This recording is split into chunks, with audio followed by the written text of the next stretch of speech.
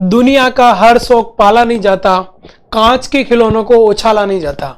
दुनिया का हर शौक पाला नहीं जाता, कांच के खिलौनों को उछाला नहीं जाता। मेहनत करने से मुश्किल हो जाती है आसान, मेहनत करने से मुश्किल हो जाती है आसान, क्योंकि हर काम तकदीर के ऊपर टाला नहीं जाता। क्लियर चीज है। Believe on yourself, believe on your hard work and you get success one day. एक दिन आपको सक्सेस जरूर मिलेगी। Welcome my YouTube channel study with Dev sir. एक बार फिर से आप सभी का CHO नोट सेट सीरीज के अंदर स्वागत है। जैसा कि आप सभी को पता है कि अपन जो परफेक्ट 15 की points with Dev sir discuss कर रहे हैं, ठीक है। तो इसी आगे क्रम में अपन नेक्स्ट डिस्कस करेंगे। और आप सभी से बिल्कुल निवेदन है कि जो स्टूडेंट्स देख रहे हैं उसको लाइक, शेयर एंड सब्सक्राइब करना, ये आपकी परम जिम्मेदारी है। क्लियर चीज है, सब लोगों तक पहुंचाइए। बिल्कुल ऐसे ही आपके परफेक्ट जो क्लासेस है वो क्लासेस आपकी चलती रहेगी। क्लियर। अब अपन स्टार्ट करते हैं सबसे फर्स्ट। यदि मैं सबसे फर्स्ट बात करूं, सबसे पहला जो आपका पॉइंट है, उस पॉइंट की यदि मैं बात करूं दोस्तों, तो क्या लिखा हुआ है देखना, पॉइंट को समझना। और बहुत बढ़िया पॉइंट है। क्या लिखा हुआ है? द इंडिया हैड टोटल 12, जो आपके क्या हो गया, आपके जो आपके 12 जो आपके 5th ईयर प्लान। क्लियर चीज है। 12 जो आपका 5th ईयर प्लान, जो आपका 5th year plan, last one from the 12 और टू 17। कहने का मतलब ये कि इंडिया के अंदर टोटल अभी तक 12 5 ईयर प्लान, जो आपका 5 ईयर प्लान अभी तक टोटल इंडिया के अंदर कितने आए हुए हैं? 12 क्या आए हुए हैं? आपके 5 ईयर प्लान आए हुए हैं। क्लियर चीज है।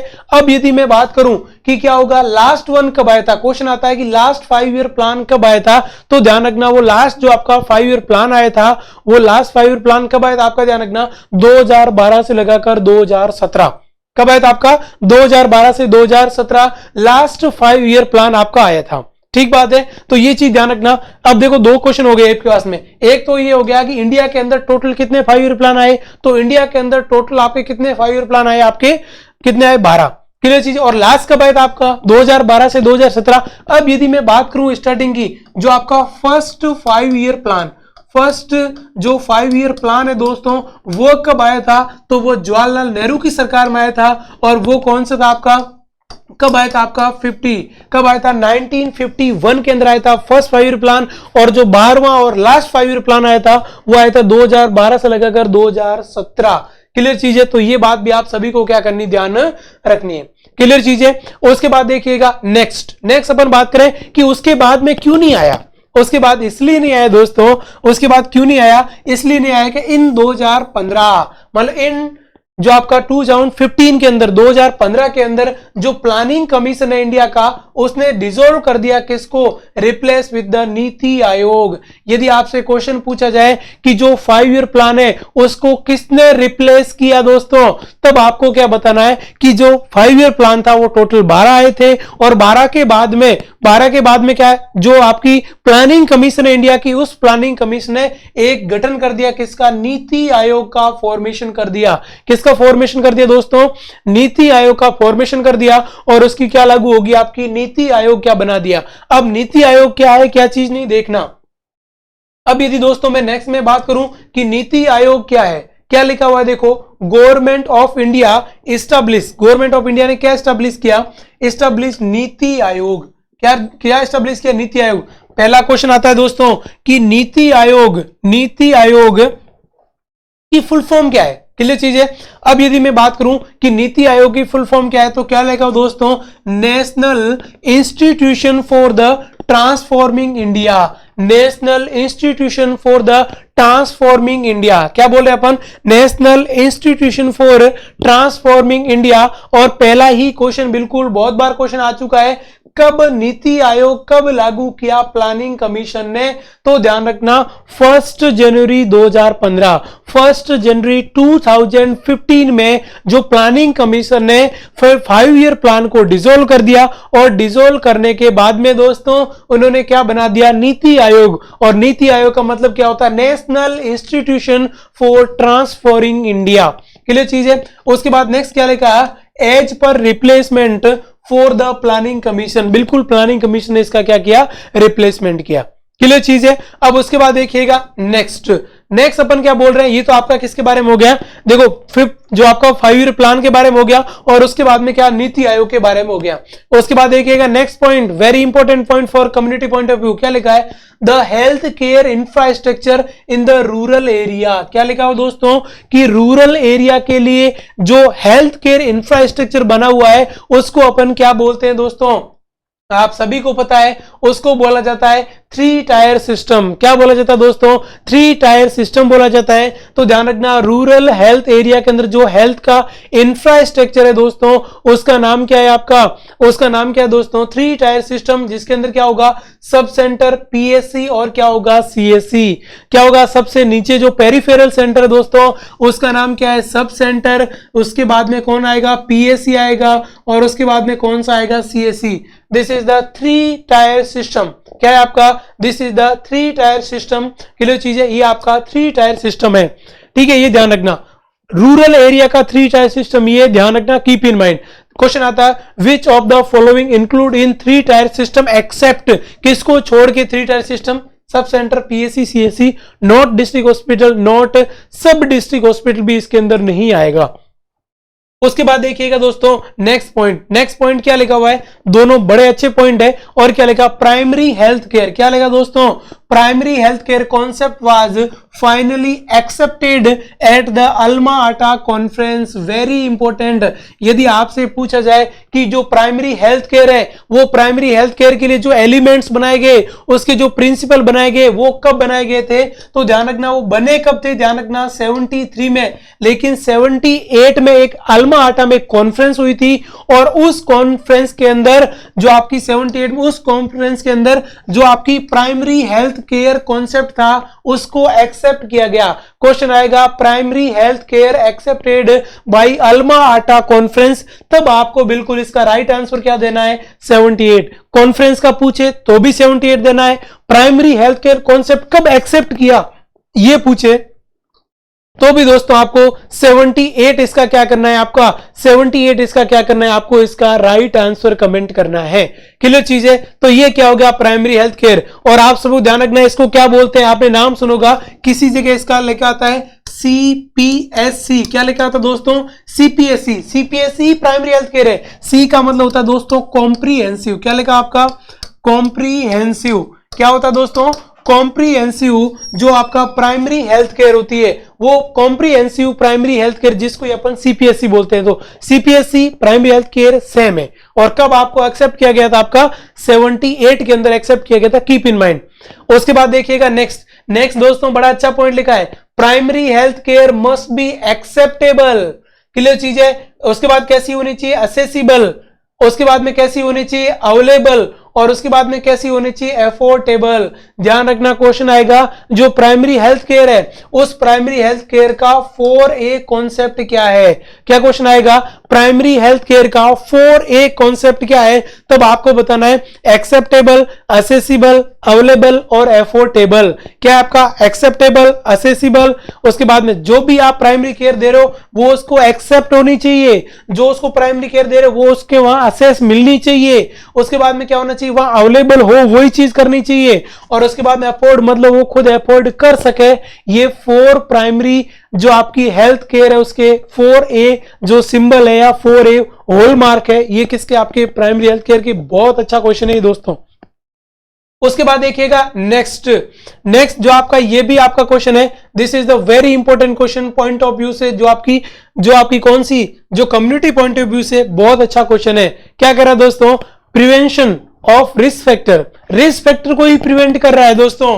वेरी इंपॉर्टेंट, ये 2 ही क्वेश्चन है आपका। क्या लिखा, prevention of the risk factor refers to, ऐसा कौन सा जो लेवल है जो रिस्क फैक्टर को डेवलप होने से पहले ही प्रिवेंट करता है, और उसका नाम क्या दोस्तों, प्रीमोडियल प्रिवेंशन। उसका नाम क्या दोस्तों, प्रीमोडियल प्रिवेंशन। क्या नाम है दोस्तों, प्रीमोडियल प्रिवेंशन है। वही क्या है आपका, prevention of the risk factor है। उसके बाद यदि मैं दोस्तों एग्जांपल की बात करूं तो क्या होगा, life style modification and health education. ये भी दोस्तों क्वेश्चन है आपका, और ये भी दोस्तों आपका क्वेश्चन है। क्वेश्चन आता है life style modification notification which type of level of prevention, तब आपको करना है pre module level of prevention. उसके बाद आता है health education, health education is the which type of level of prevention, तब आपको क्या करना है दोस्तों, प्री मॉड्यूल करना है। और प्री मॉड्यूल का कॉन्सेप्ट क्या है दोस्तों, तो आप सभी को पता कौन सा कॉन्सेप्ट है आपका, prevention of the risk factor, prevention of the risk factor. उसके बाद देखिएगा नेक्स्ट क्वेश्चन दोस्तों, नेक्स्ट क्वेश्चन क्या कह रहा है, immunization and fortification of the food. ध्यान रखना, एक तो इन्होंने क्या लिखा, इम्यूनाइजेशन, क्लियर चीज है। उसके बाद देखो नेक्स्ट इन्होंने क्या लिखा, फोर्टिफिकेशन ऑफ द फूड। इसका मतलब किसकी बात हो रही दोस्तों, सप्लीमेंट। यदि आप कोई भी क्या दे रहे हो, कोई भी क्या दे रहे हो, सप्लीमेंट दे रहे हो, उन सप्लीमेंट की बात हो रही है। और उसके बाद में क्या लिखा दोस्तों, with specific nutrient. Specific nutrient का मतलब क्या हुआ, विटामिन ए प्रोफाइलैक्सिस प्रोग्राम। किसकी बात हो रही दोस्तों, vitamin A prophylaxis, vitamin A prophylaxis programme. ये किसका एग्जांपल हो गया आपका दोस्तों, ये हो गया आपका न्यूट्रिएंट्स के अंदर example of the primary prevention.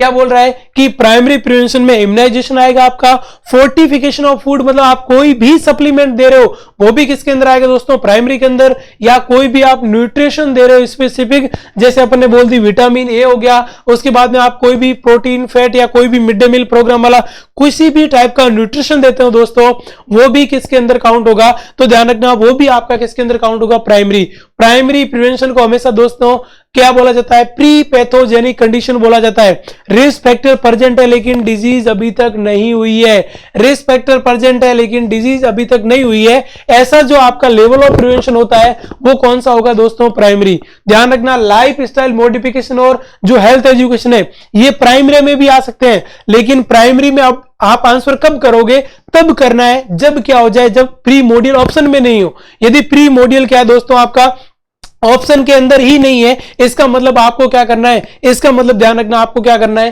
Primary करना है। प्री मॉड्यूल ऑप्शन में है तो प्री मॉड्यूल करना है, क्लियर चीज है। This is the primary prevention. उसके बाद देखिएगा नेक्स्ट दोस्तों क्या लिखा है आपने, ये लिखा है कि wearing seat belt and safety helmets and other safety equipment of the example of the primary health care promotion and behavior। क्या लिखा दोस्तों कि जो प्राइमरी हेल्थ केयर है उसका जो बिहेवियर को प्रमोट करने वाले, आपने क्या सीट बेल्ट पहना क्योंकि आप सेफ्टी के एक्सीडेंट हो जाए तो आप सेफ रहो। उसके बाद आपने हेलमेट पहना, इसका मतलब आप सेफ्टी के लिए पहन रहे हो। इसके बाद आपने ग्लव्स पहना, मास्क पहना, कोई भी दूसरे इंस्ट्रूमेंट यदि आप सेफ्टी के लिए कर रहे हो, इसका मतलब आप क्या कर रहे हो दोस्तों, आप क्या कर रहे हो, प्राइमरी हेल्थ को प्रमोशन कर रहे हो। आपका जो प्राइमरी हेल्थ का बिहेवियर है उस प्राइमरी हेल्थ के बिहेवियर को आप दोस्तों क्या कर रहे हो, प्रमोशन कर रहे हो या प्रमोट कर रहे हो, उसको दोस्तों क्या बोला जाएगा, दिस इज द किसके अंदर काउंट किया जाएगा, this is the primary level of prevention. और ध्यान रखना, जो आपने नाम सुनोगा क्वारंटीन और आइसोलेशन, ये मैं आपको बात ऐड करवाना चाहता हूं। ध्यान रखना, क्वारंटीन किसकी बात कर रहा हूं मैं, किसकी बात कर रहा हूं, क्वारंटाइन किसकी बात कर रहा हूं।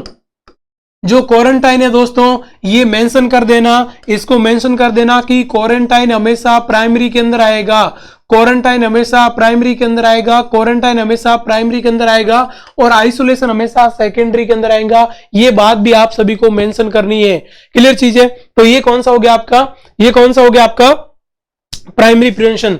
उसके बाद देखिएगा नेक्स्ट क्वेश्चन, नेक्स्ट क्वेश्चन दोस्तों क्या लिखा हुआ है, नेक्स्ट क्वेश्चन ये लिखा हुआ है अर्ली डायग्नोसिस। क्या लिखा हुआ है आपका, अर्ली डायग्नोसिस मतलब किसकी बात हो रही है, स्क्रीनिंग की।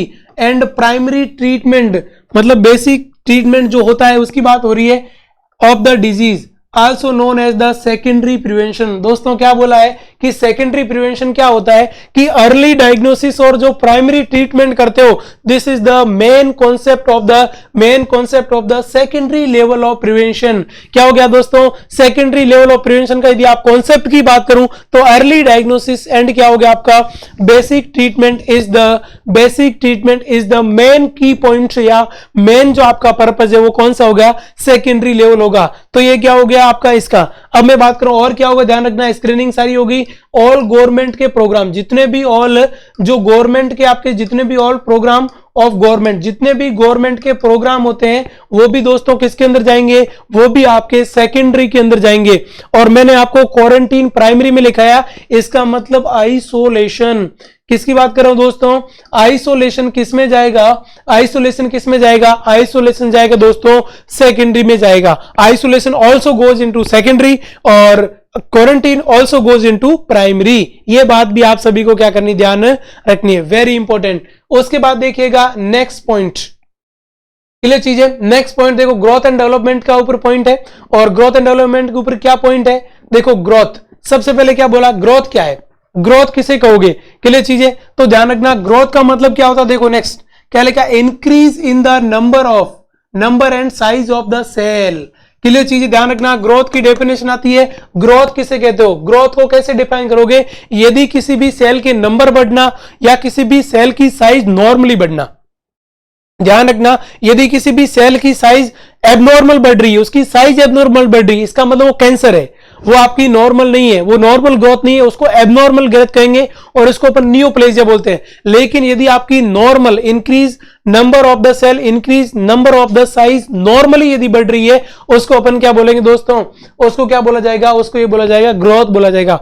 ध्यान रखना, क्वेश्चन आता है कि ग्रोथ कैसी होती है, ग्रोथ हमेशा क्या होता है, फिजिकल मैच्योरेशन होता है। ग्रोथ हमेशा क्या होती है, आपकी जो फिजिकल है, आपकी जो बॉडी है, आपकी जो एनाटॉमी है, उसका मैच्योरेशन क्या कहलाएगा, आपकी ग्रोथ कहलाएगा। और उसके बाद क्या, इट कैन बी मेजर्ड, इसको आप मेजर कर सकते हो। अब आप बोलोगे सर ग्रोथ को कैसे हम मेजर कर सकते हैं, बिल्कुल आप मेजर कर सकते हो। मेजर ऐसे कर सकते हो कि आप उसका वेट देख सकते हो, आप उसकी हाइट देख सकते हो, उसका आप हेड सर्कमफ्रेंस देख सकते हो, उसका आप चेस्ट सर्कमफ्रेंस देख सकते हो, उसकी आप MUSC mid upper arm circumference देख सकते हो। This is all R component of the growth. किसके कंपोनेंट है, आपका ये सारे कंपोनेंट आपके किसके अंदर काउंट होंगे, ग्रोथ के अंदर। उसके बाद देखो नेक्स्ट क्या लिखा है कि भाई आपने ग्रोथ तो बता दिया, डेवलपमेंटल बताइएगा। तो देखो डेवलपमेंट का मतलब क्या होता है दोस्तों, increase in the functioning, increase in the functioning and skill. ध्यान रखना, क्या बोल रहे हैं कि आपके फंक्शन बढ़ना, आपकी जो स्किल है, जो आपकी स्किल का क्या होना, इंक्रीज होना। और उसके बाद में क्या लिखा, फिजियोलॉजिकल मैच्योरेशन। ध्यान रखना, फिजियोलॉजिकल एंड साइकोलॉजिकल मैच्योरेशन। क्या लिखा है यहां पे, देखो मैंने physical maturation, physical maturation is the growth, physiological and psychological maturation is the development, is called development. इसको क्या बोला जाएगा दोस्तों, डेवलपमेंट बोला जाएगा।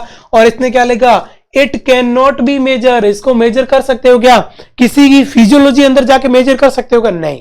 किसी के माइंड में क्या चल रहा है, उसका माइंड कितना कैसे ग्रोथ कर रहा है, आप उसके अंदर जाके देख सकते हो क्या, नहीं देख सकते। तो ध्यान रखना, जो डेवलपमेंटल होता है उसके अंदर क्या होती है, आपके फंक्शन बढ़ते हैं, स्किल बढ़ती है, फिजियोलॉजिकल एंड साइकोलॉजिकल मैच्योरेशन होता है। और ना इसको मेजर कर सकते हैं, लेकिन ग्रोथ को मेजर कर सकते हैं, this is the physical maturation होती है। उसके बाद देखिएगा नेक्स्ट, ये भी बड़ा अच्छा क्वेश्चन है। देखो टीथ के ऊपर आपके ऊपर क्वेश्चन पूछे जाते हैं, और टीथ के ऊपर मैं सारी चीजें आपको अभी क्लियर कर देता हूं। ठीक बात है, क्या लिखा दोस्तों, टीथ। अब अपन बात करें टीथ क्या है, लिखा हुआ है 8 बर्थ। क्लियर चीज है, 8 बर्थ। 8 बर्थ के ऊपर नो टीथ, कोई भी टीथ प्रेजेंट नहीं होता है। पहला क्वेश्चन आता है कि 8 बर्थ के ऊपर कितने टीथ होते हैं, कोई भी टीथ नहीं होता है। तो टीथ स्टार्ट कब होता है सर, 6 मंथ में। पहला टीथ कब आएगा दोस्तों, 6 मंथ के ऊपर आएगा।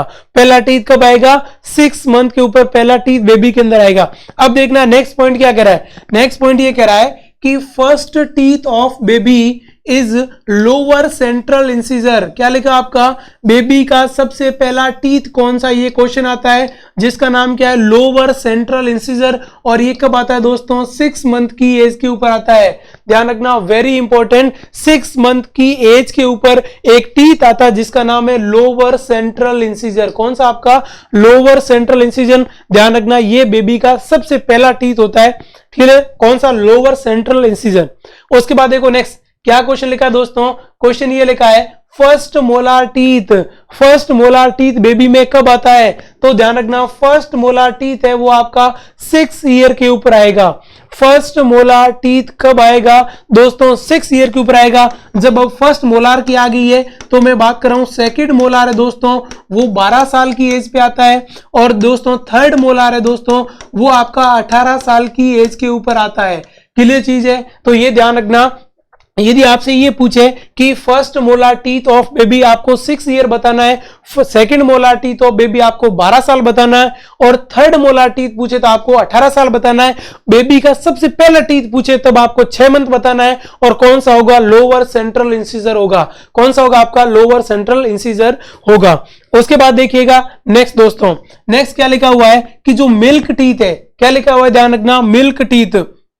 ये देखो मिल्क टीथ, तो ध्यान रखना मैं बात करूं मिल्क टीथ की, जिसको अपन क्या बोलते हैं, डेसीड्यूअर बोलते हैं। क्या बोलते हैं दोस्तों, अपन इसको डेसीड्यूअर बोलते हैं। और ये टोटल नंबर में कितने होते हैं, 20 होते हैं। क्या क्वेश्चन है आपका कि टोटल कितने टीथ होते हैं आपके, जो आपका न्यूनेट्स है उसके अंदर, जो आपके टोटल जो आपके जो मिल्क टीथ होते हैं जिसको अपन बोलते हैं, ध्यान रखना 20 होते हैं। और इसका फॉर्मूला क्या है, आई का मतलब होता है दोस्तों इंसीजर, सी का मतलब दोस्तों होता है कैनाइन, पी का मतलब दोस्तों होता है प्रीमोलार, और एम का मतलब होता है दोस्तों मोलार। तो ध्यान रखना ये एक सेगमेंट की बात करिए, आपका जो टीथ है उसके अंदर टोटल 4 सेगमेंट होते हैं। क्लियर चीजें देखो, ये लोअर वाला सेगमेंट 2, एक इधर वाला एक इधर वाला, ये 2 हो गए, ऊपर वाले 2 कितने हो गए, 4 सेगमेंट। यदि मैं 4 सेगमेंट में बांटना चाहूं तो वहां क्या होगा, इंसीजर जो आपके होंगे, जो इंसीजर होंगे 2 होंगे। उसके बाद में क्या होगा दोस्तों, जो कैनाइन होंगे वो भी 1 होंगे। उसके बाद में प्री मोलार होगा नहीं, और मोलार कितने होंगे, 2। क्लियर चीज है, मोलार कितने होंगे आपके, 2, मतलब दूसरा आपका इरेप्शन होना स्टार्ट हो जाएगा। क्लियर चीज है, तो ये भी आप सभी को क्या करनी है, ध्यान रखनी है। क्लियर चीज है, तो ये आपका क्या हो गया, ये आपका क्या हो गया, ये टीथ का फॉर्मूला है। ध्यान रखना टीथ कितने टाइप की, 4। एक का नाम है इंसीजर, इंसीजर और कैनाइन। ये क्या हो गया दोस्तों, इंसीजर, आई का मतलब इंसीजर, सी का मतलब कैनाइन। इंसीजर और कैनाइन हमेशा क्या करते हैं, कटिंग का काम करते हैं। जो भी आपका फूड मटेरियल है उस फूड को कटिंग का काम करने का काम कौन करेगा, इंसीजर और कैनाइन करेंगे। फिर आता है प्री मोलार, और कौन सा होता है आपका मोलार। तो ध्यान रखना प्री मोलार और मोलिर हमेशा क्या करेंगे, ग्रंटिंग का काम करेंगे। किसका काम करेंगे, ग्रंटिंग का काम करेंगे, जिसके द्वारा क्या बनेगा दोस्तों, बोलस बनेगा। क्या होगा आपका, बोलस बनेगा। तो जो ये इस टाइप के होते हैं उसको अपन क्या बोलते हैं दोस्तों, टीथ बोला जाता है। क्या बोला जाता है, आपका जो टीथ है, टीथ के बारे में ये सारी चीजें आपकी क्या होगी, बोली जाएगी। क्लियर चीजें, तो ये आपका क्या था, टीथ के ऊपर सारी चीजें क्लियर हुई। टीथ कब आता है, क्या होता है, कितने टाइप का होता है। और यदि मैं बात करूं दोस्तों परमानेंट टीथ की, किसकी बात करूं, यदि मैं परमानेंट, यदि मैं टीथ की बात करूं तो परमानेंट जो टीथ होते हैं वो टोटल कितने होते हैं दोस्तों, कितने होते हैं आपके, 32 होते हैं। कितने होते हैं दोस्तों, 32। और इसका जो फॉर्मूला होता है परमानेंट टीथ का, वो परमानेंट टीथ का दोस्तों फॉर्मूला क्या है, आप सभी को पता है, कितना होता है, 21-23, जिसमें क्या होगा, ICPM। क्या होगा आपका, ICPM। This is the permanent teeth का फॉर्मूला। टोटल कितने होते हैं, 32। ये कौन सा आपका डेसिडुअल टीथ, कितने होते हैं आपके, 20। और इनका फॉर्मूला क्या रहेगा आपका, ये रहेगा। क्लियर चीज है, जब कंप्लीट टीथ हो जाएंगे, 32 टीथ हो जाएंगे, तब अपन बोलते हैं ना कि अक्कल वाला, जिसको अपन क्या बोलते हैं, विजडम टूथ, जिसमें कहते हैं कि आपका अक्कल डार्ट बोलते हैं जिसको, कि भाई जब तक ये टीथ आ जाएगा मतलब क्या हुआ, आपको पूरी अक्कल आ जाएगी। क्लियर चीजें, तो ध्यान रखना ये 32 टीथ तभी होंगे जब आपका थर्ड मोलार कंप्लीट हो जाएगा। और मैंने आपको बताया था मोलार 3 ही होते हैं, फर्स्ट, सेकंड और थर्ड, मतलब 6, 12 और 18। क्लियर चीजें, तो ये चीज भी आप सभी को किसकी बात ध्यान रखनी है, किसके ऊपर रखनी है, टीथ के ऊपर रखनी है। क्लियर चीजें, तो आज के लिए जो आपका सेशन था उसके अंदर इतना ही, बिल्कुल टीथ और जो आपकी इंपॉर्टेंट मैंने अभी जो आपकी चीजें बताई थी लेवल ऑफ प्रिवेंशन के बारे में। क्लियर चीजें, तो ये सारी चीजें आपको क्या करनी है, याद करनी है। आज वाला सेशन आपका वेरी इंपॉर्टेंट है, कम्युनिटी पॉइंट ऑफ व्यू से और पीडियाट्रिक पॉइंट ऑफ व्यू से, ओबीजी के पॉइंट ऑफ व्यू, सभी पॉइंट ऑफ व्यू से आपका क्लियर है। और लास्ट में आपको ये कहूंगा, लाइक, शेयर, सब्सक्राइब और कमेंट करना बिल्कुल ना भूलें। आपका सुझाव ही हमारे लिए अति इंपॉर्टेंट है, महत्वपूर्ण है कि आगे कौन सी क्लास कैरी की जाए। क्लियर चीजें, thank you so much for watching. और लास्ट में आपको मैं यही कहूंगा, यदि आप सीखोगे नहीं तो जीतोगे कैसे।